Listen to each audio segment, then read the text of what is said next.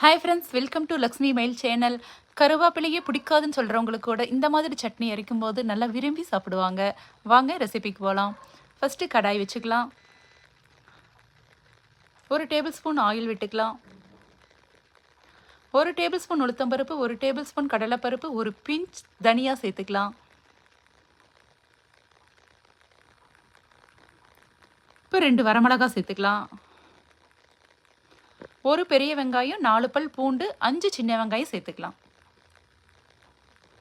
இப்போ வெங்காயம் நல்லா வதங்கணுங்க.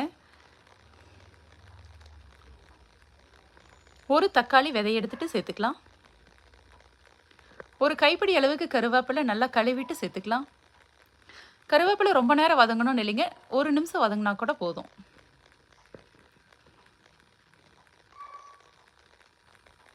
ஒரு கப் துருவன தேங்காய் துருவல் சேர்த்துக்கலாம். தேவையான அளவு உப்பு சேர்த்துக்கலாம். சின்னதாக இந்த அளவுக்கு புளி சேர்த்துக்கலாம்.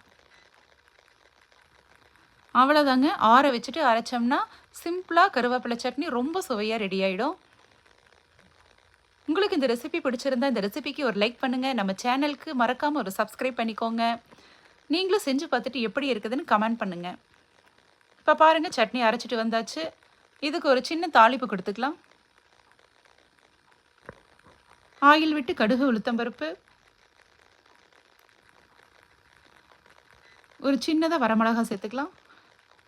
இப்போ கருவேப்பிலை சேர்த்துக்கலாம். அவ்வளோதாங்க, தாளிப்பு ரெடி ஆயிடுச்சு.